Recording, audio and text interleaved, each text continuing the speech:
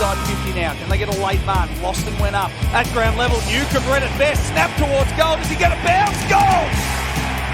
Beautiful response from the Hawks. Bangs it inside 50 for the Hawks again. Chol in a one-on-one. Gear was there as well. Ball in dispute. Miller did well. Bursting through traffic. Rolled down by Chol. Holding the ball. Day stepped around Miller. And then he was able to shrug the tackle. It was brought to the end. Kicks inside 50. Looking for Chol. At the back.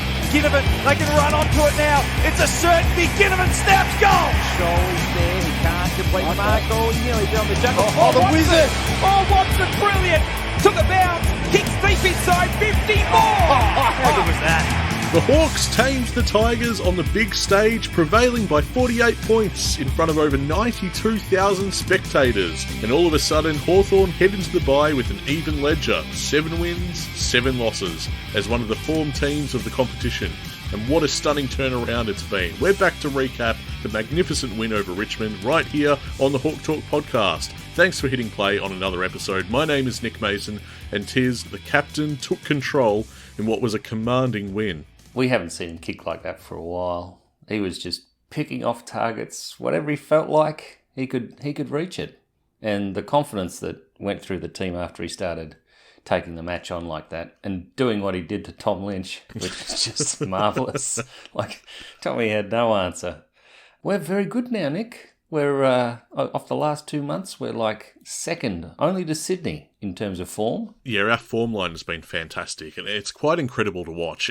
You'd speak about the sharpness, the disposal efficiency of Sicily. It was almost contagious throughout the side. I think we used the ball pretty well, especially in the back half. I'm going to get to that in a bit. But what I noticed, Sicily's been in the spotlight for his kicking, but the ball movement and the crispness, the sharpness of the disposal, especially by hand, actually, between our players, was just on a level I haven't seen for a while. Like, you can't hope to stop that sort of movement. If it's just target to target to target and they're whisking the ball up with that kind of precision and speed, and I know Richmond are down the bottom of the ladder, I'm aware of that, but still, it was pretty awesome, to be honest. Well, I called for a percentage booster. I felt we needed it, and that's what happened. Well, it's starting to become relevant, isn't it? I mean, when Jack Ginnivan misses a goal, he snaps and it doesn't even make the distance from memory. You start to think, well, come on, Jack, we might need that. Could have had the 100 points. Would have been... It's strange because you talk about our precision kicking. That's not how the day began. No, not true. On his right foot, Scrimshaw. Never again. Handed it up and Dusty goes whack from 50 and you think, oh, goodness. If we didn't need to give them anything and suddenly they were all up and about, and 92,000 is enormous. Yeah, it was quite an atmosphere, for sure, and getting in was a bit of a nightmare. Like, I arrived by train and then actually getting through the turnstiles took a little while as well, but it's all worth it once you're inside because the atmosphere was electric. And I really appreciated how most people stayed back and applauded a champion. Like, fans of both sides, I thought that was a good moment for football, really. I don't want to be too hallmarky about it, but it was quite nice. But yeah, look, we didn't need to give them that moment. I was torn. When Dusty slots that goal right at the start of the game, I thought, okay, either this is an arc for them to go on with it, or... He's peaked. It's done now, it's over with, and we move on, and Hawthorn just gets the W. And that's exactly what happened. It wasn't that easy, but it did feel like there was a rolling force behind Hawthorn that would eventually get the win. Well, that's it. You say it wasn't that easy. Hawthorn were in control much of the match, and then after half-time, I really did, you can see my tweets on this, I really did think that Richmond were going to make a charge at some stage and wrestle control back, but it never happened. Hawthorn put the foot down and raced away and got the big win. Yeah, that third quarter was the difference, and there was one man who stood out during that third quarter, and that is Massimo D'Ambrosio, who apparently is our best player at the footy club, according to Champion Data. and top 30 in the league. Yeah, that's correct. I read that right before recording this morning, and I mean, that he's got to be in conversation for best recruit over the past year, surely. Yeah. Look, he has made us so much more mobile around the outside of the football. He's got precision skills, and he's just built for the role. Like, Sam has gone and picked him and gone, you can do this, and he's just blossomed in that role. To the extent that Amon coming off the half back line and us wondering about that in the first few weeks now looks like a genius move. Yeah, we've covered for that pretty brilliantly. It doesn't seem like there's a hole there. And Amon is able to rotate through, and D'Ambrosio's been absolutely fantastic. I want to circle back round to the guy that was nominated, and deservedly so, MVP of the game. That is James Sicily, with 33 disposals, 15 marks, 3 of those contested, 10 intercept possessions, 12 rebound 50s, 881 metres gained. He was just a wall across half back. It felt like every time Richmond wanted to try and find a way forward, usually he was taking a mark uncontested. That's my memory of this game. He just read the ball so much better than his opponents, and they were getting tremendously frustrated around him. I thought Frost was great as well. He took some very good positionals in those marking contests. You'll see him just put his body between himself and Sicily and the ball. They're working very well back there, and Jack Scrimshaw is just absolutely flying. There was one mark in that game where I thought, how on earth have you even plucked that? And how have you made that look so easy? He is just motoring along, and the pressure that you felt he looked like he was under last year is not there any longer. It's just all confidence, and now people are talking him up as being a Tom Stewart-esque figure in the media. It's all getting very surreal. Well, beyond that first blue, it was a very good game from him. 16 touches at 87.5% disposal efficiency, 10 marks, 2 of those contested. You know, it's been noted here on this podcast, I'm such a Scrimshaw mark. I'm such a big fan of him, and it's so great to see this arc of redemption going so well for him. Our defenders, we've covered this in a sense, absolutely lethal by hand and foot. I mentioned that Scrimshaw was at 87.5% disposal efficiency. Almost our entire back six is running at an average of over 80% disposal efficiency. So we've got Amon, Weddle and Hardwick this game all above 90%. So that just shows you that whatever pressure Richmond were trying to bring, that didn't emerge. And we were able to use the space to our advantage and just clip the ball around and control the movement of the ball up the field until we got to Mabior Chol, who really enjoyed rubbing some Richmond supporters' nose in it, I think. He just... but he kicked 4 goals, 1, and he just looked much better than Tom Lynch, which must sting. and better than Cozzy as well. Thanks for the upgrade, Richmond. Well, I mean, they, in a roundabout way, had a hand in it. Yeah, well, I'll tell you what, that was Cozzy's best performance for some time. Well, I mean, I think it's his second game back in the seniors for a long time. They haven't been picking him, and then, you know, he goes ahead and fluffs his lines like that. It's pretty disappointing. Oh, look, he's still a young man. I don't wish him any ill. No, of course not. Of course not. But, I mean, we're here to celebrate the form of Mabior Chol. And, mate, we talk about the atmosphere. In Standing Room, in M10, it was magnificent, packed to the rafters. And with a guy like Mabior Chol slotting them, there is a new song, and it's based on Gold by Spandau Ballet. And it's just the best. And I'll tack it on to the end of the episode so people know the song I'm talking about. 4-1 from 7 disposals and 7 score involvements in all. Every time he gets the footy, there is a score. That's what that says. Well, he is pretty close to goal these days. And that's where he does his best work. I mean, he's number 1 in the comp for tackles inside 50. Come on, that's a fascinating stat. When you think about some of the small forwards around, what is going on with that stat? Well, absolutely. And it wasn't too long ago that there was all that conjecture about, oh yeah, no, Chol theoretically could be really good for us. But however, there is rumblings of him being like a little bit complacent, a little bit lazy. Those days are gone. Okay? He is in career best form. They definitely are. They're behind him. We don't need to worry about Mabior Chol putting pressure on anymore. That's just a given these days. And I do remember that clip I sent you through the chat after the match of Nick Watson setting sail across someone's back about two. He's dynamic. He's a little bit frustrating as a Hawthorn supporter, but God, he's entertaining. 13 disposal. I mean, he kicked 1 goal for. I was very disappointed with the KO short because it's basically just him missing. Well, that's why they call it a KO short, mate. It's all Nick Watson. No, I mean, it's 20 minutes and they include every one of his misses. And I'm like, this is totally unnecessary. I mean, you got to give him credit. He does miss them from a variety of places as well. So you just look at it and you go, what is he doing on that? Like, it's a buddy arc, but he's only 25 out. It's very strange, and without knowing too much about goal kicking technique, it's got to be that, right? The way he hooks the ball, it seems to be directly related to that action. Well, you just don't veer off target like that. You just straight towards the goal, maybe a little bit of variance. Well, here's the thing, Tiz. You do if it works for you. But it's not working for him. It's going exactly where he's hooking his leg. Well, it's where he ends up with his chest is facing at that point of the goal, and that's where the yes.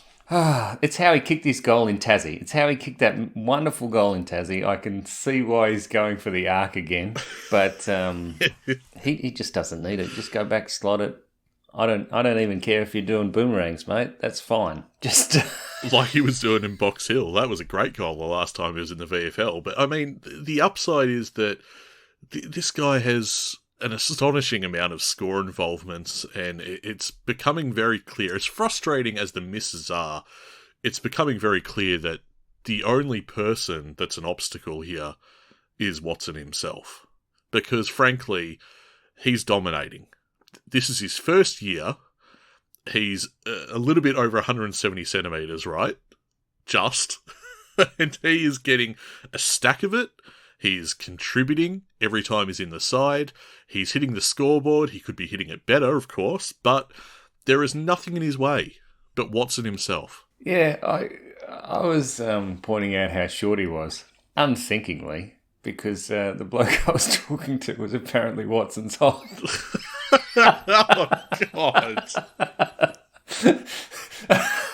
Oh, God. You could have had an AFL career.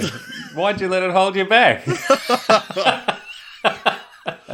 Oh, mate. Yeah, it's unbelievable when you see the size of the bloke. The bravery he has in the contests, incredible. And that's inspiring in itself to the blokes around him. Indeed it is. Now, look, we won the inside 50 count by 12. Weren't amazingly accurate. Of course, Watson was a part of that. But do you happen to know the expected score? Do we have that handy? Do I happen to know? Richmond had an expected score of 59 and an actual score of 49. Yep. Hawthorn had an expected score of 91 and an actual score of 97. So I'm not sure if if there's just no expectations on Watson yet, but but I felt like we could have won by a lot more. I think we're laying the boot in a bit much, but I've got to say that's a bit counterintuitive because I thought we should have run away with it by more, but according to our expected score, apparently not. Our efficiency inside 50, worth noting, was far superior to Richmond, roughly 17% more efficient than Richmond, which is fantastic. We lost the hit-outs pretty convincingly, but won the clearances. Most notably, we were +7 in centre clearances. And Jack Ginnivan with a team-high 7 inside 50s I thought was worth noting as well, because he only ran at 50%. So if he sharpens up his disposal and has that many inside 50s, I mean, we're going to be even more damaging going forward. We're starting to see Weddle and Day really gel too. I thought Weddle played an extremely good game, and he's such a difficult matchup for the opposition coach. Well, the whole thing behind Weddle is all the talk has been, well, this kid could be anything. But that's becoming true on game day, and that's a huge headache for coaches, because the flexibility that a guy like Josh Weddle affords you with his athletic profile and his talent is that, that's a magnet for Sammy to move around at will, and to have the confidence that he's going to perform in that role. I mean, what a luxury. Yeah, I mean, 7 contested, 16 uncontested, and he's running at 91 disposal efficiency. You can't You can't ask for more than that from a kid that young. I mean, the week before he's going into the ruck. It's crazy. Yeah, absolutely. And you got John Newcomb, who's had a fantastic game again. Yeah. 26 touches and a goal, 5 inside 50s and 11 scoring involvements. Mm-hmm. That just... He loves playing Richmond, as far as I can remember. That's the other thing. They all look to be enjoying themselves. I think that is the key here. There's something about the culture at Hawthorn at the moment that is driving this.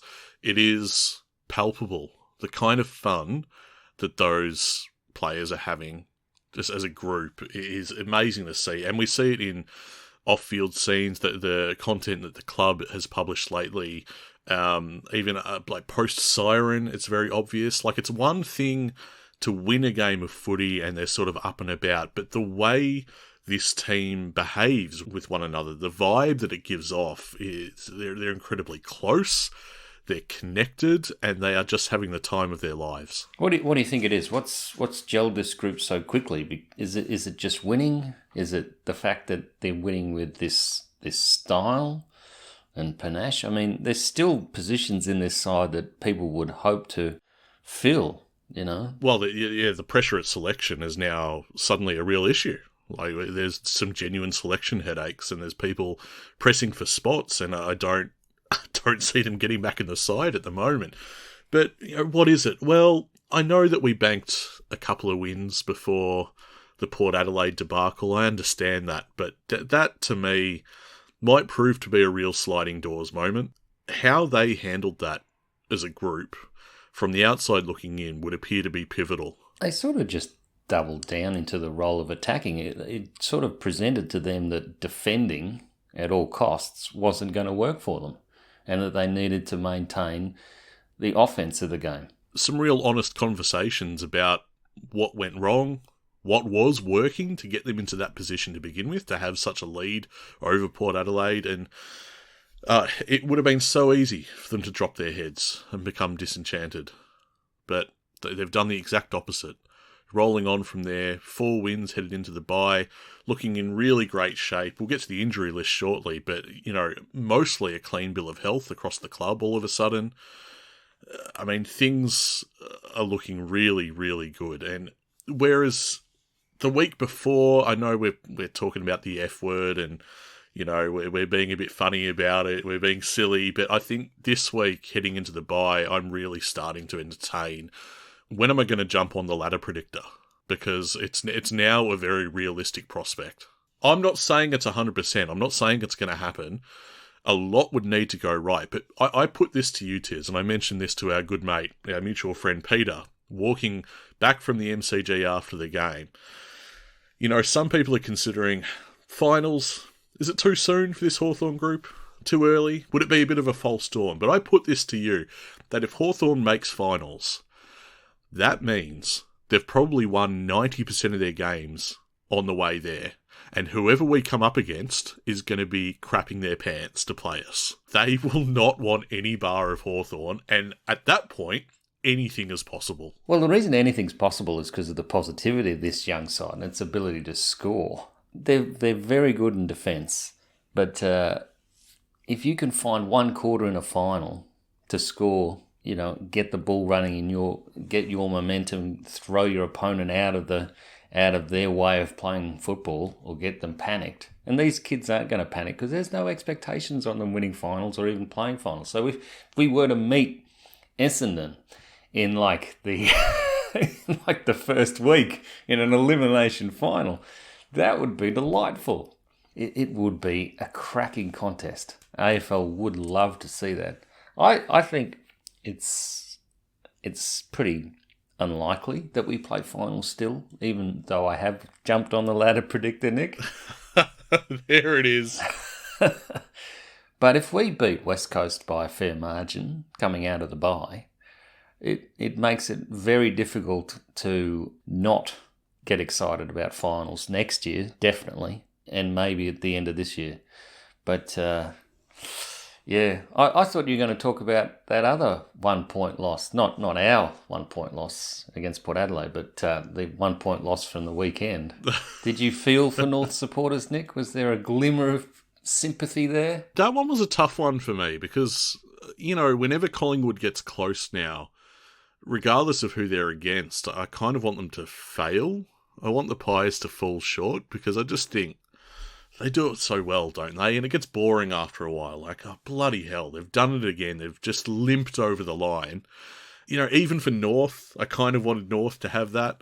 So I was torn because, I wanted the Pies to lose, but also old habits die hard. And I did find it, I have to say, a little bit funny. Just a little bit funny. It was a total capitulation, and then you have the umpiring stuff on the top of that. Now, that is concerning to me. The umpiring is becoming farcical. Yeah, that is a 50-metre penalty. That's a shot on goal, 100%. And then it's just a cherry on top for AFL House to come out and say, well, actually, they were correct. It's been a hell of a year for the AFL, the umpiring department. It's just controversy at every turn. It's been a hell of a time for them. You wouldn't envy that kind of. Well, we've got to defend this. I mean, I understand why she's defending the umpires, but it's pretty indefensible, really. But anyway. Look, the main error was releasing Dacos from the tag. That was a boneheaded manoeuvre. Why would Clarko do that? Anyway, that's Clarko's old news. He's not brown and gold anymore. But from one VFL side to another, let's talk Box Hill Hawks. Well, the Box Hill Hawks are they just keep doing what they're doing. I mean, Harry Morrison is just slamming his fist on the door to get back in the side. Seamus Mitchell played a good game after being dropped to let Watson back in the team. What happened? I wanted to talk about Jack Gunston. He only had one disposal for the game, played a more negative role, which he's been doing, but he's also been scoring at the same time. You meant to mention Mitch Lewis and how he'd look better than Jack. Am I really going to go there? I mean, Mitch Lewis was only ever going to play a half, kicked his goal. I think he had 8 touches from memory apart from that. That seems to be the switch that you'd make for Mitch, is Gunston out and then Mitch Lewis in. Oh, we're bringing back switch to Mitch, are we? Oh, wow. It's a throwback. Pretty easy win in the end, 13-9-87 against Richmond 6-14-50 at the Punt Road Oval. Which is actually strikingly similar to the AFL Richmond score, 6-13-49. So the VFL side did 1 point better. And look, best on ground had to be Josh Ward, didn't it? 33 touches, I've got him down for here. What did you like about Wardy's game? He's just finally stringing some games together and getting his game going, getting involved in most of the plays. He's staring down contests and just winning the pill. It's very nice to see. He's becoming consistently prolific, is Josh Ward, and it's great to see. And, this is the kind of game where I'm not sure Box Hill were threatened significantly at any stage, because the stats say it all. The team finished with plus 126 for total disposals and plus 68 in marks. So the team absolutely feasted on the footy. I mean, we mentioned Josh Ward had 33 touches. There are actually 5 players, 5 Hawks, that posted 30-plus disposals. Harry Morrison, 34. Seamus Mitchell, 34. As we said, Josh Ward, 33. Henry Hustwaite, 32. And Finn McGuinness, 31. You mentioned Seamus Mitchell, who obviously responded in sensational fashion to being squeezed out of the seniors. He played his halfback role as he usually does, recorded a series of game-high stats. 34 touches was a game-high, 14 marks, 9 rebound 50s. Arguably best on ground. Arguably.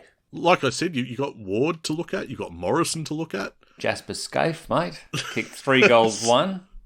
8 scoring involvements from 14 disposals. That's some big numbers for a guy that's been there approximately 14 days. It's looking really good. Top scorer on the ground for a bloke that's just rolled into the club. That's fantastic. Yeah, it is indeed. And then in the best, we've got Bennett's names. This is according to the Box Hill website. They really rated Bennett's game. He finished with 2 goals and and 21 touches as well. So it's all rolling along nicely for Box Hill. They're currently sitting in 5th. So they're really in the hunt for that top 4 spot. They're going to have to push hard. They certainly don't want to fall out of the top 6 because then you get into that wild card territory, and I really don't like the wild card stuff. I wish they'd been that. They've got a bit of a break now, out till Saturday, June 29th. I think Hawthorn play on the 30th in WA, don't they, against West Coast? Yeah, that's right. So Box Hill will take on Port Melbourne at home on Saturday, June 29. I believe Port Melbourne is in the bottom half of the ladder there. So, look, you'd hope that they get the 4 points. This was a good win by Box Hill heading into the bye, 37 points. The only sour points, really, apparently injuries to Max Ramsden and Ed Phillips. Interestingly, though, as we get to the injury list, Max Ramsden not listed. So I'm going to have to assume that whatever happened wasn't that serious. Well, that's good news. We're going to get on to the rest of the injuries now? Yeah, we will. All of them are tests, apart from the 2 season-ending injuries. That's exactly right. So let's run through them. Ned Reeves with his back, Bailey McDonald his hip, Jack O'Sullivan his hamstring, Wingard with the calf, of course, McCabe with his back complaints, Ethan Phillips with his knee, Cooper Stevens Achilles.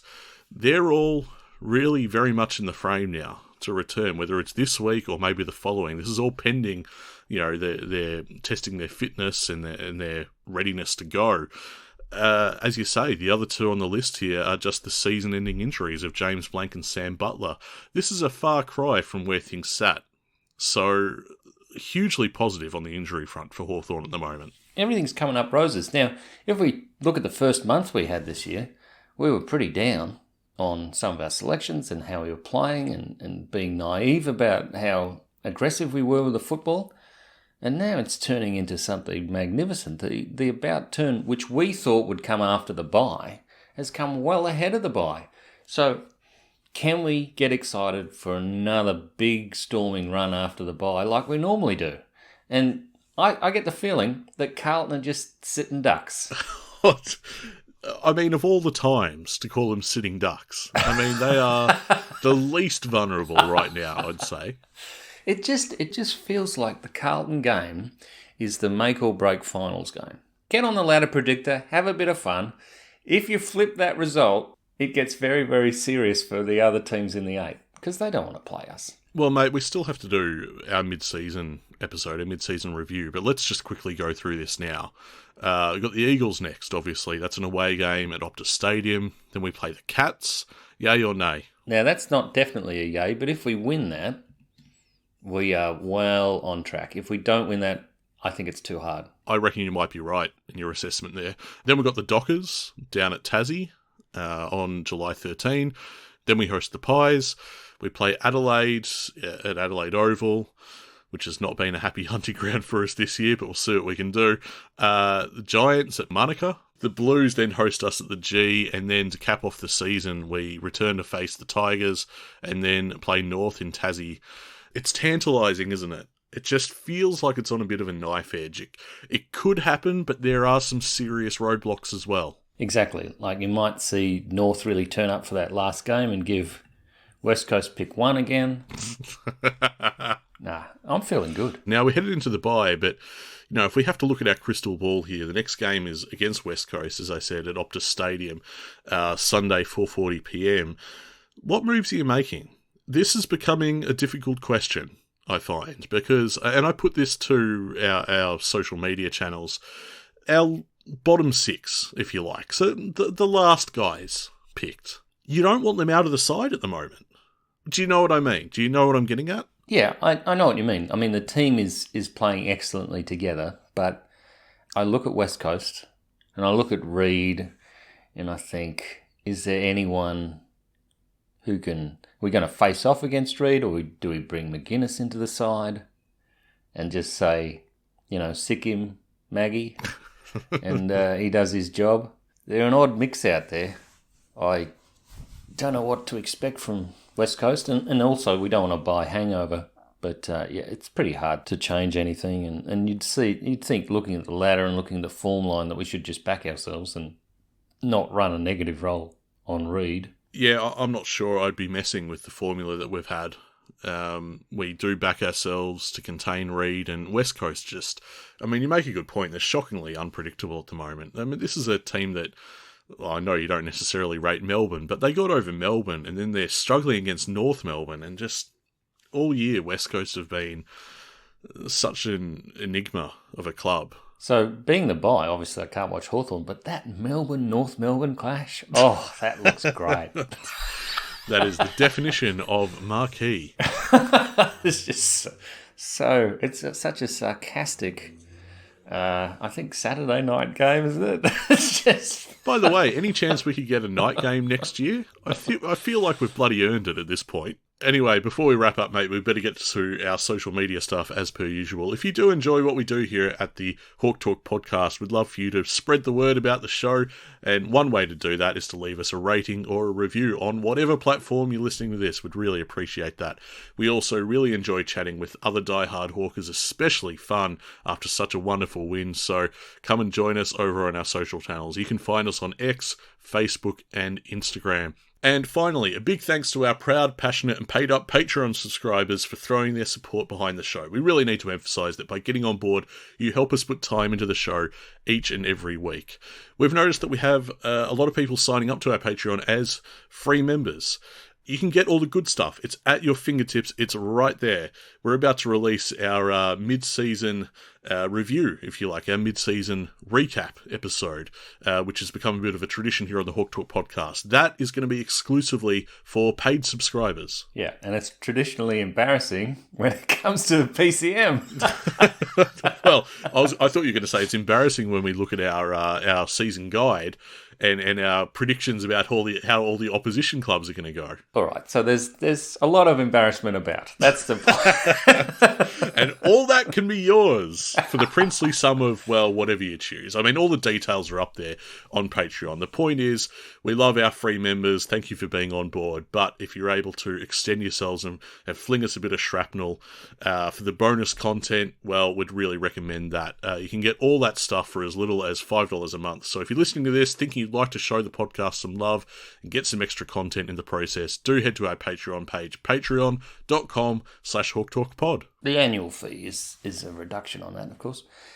Anyway, are you disengaging from the AFL world this weekend, Nick? Or I mean, apart from our podcast, yeah, possibly.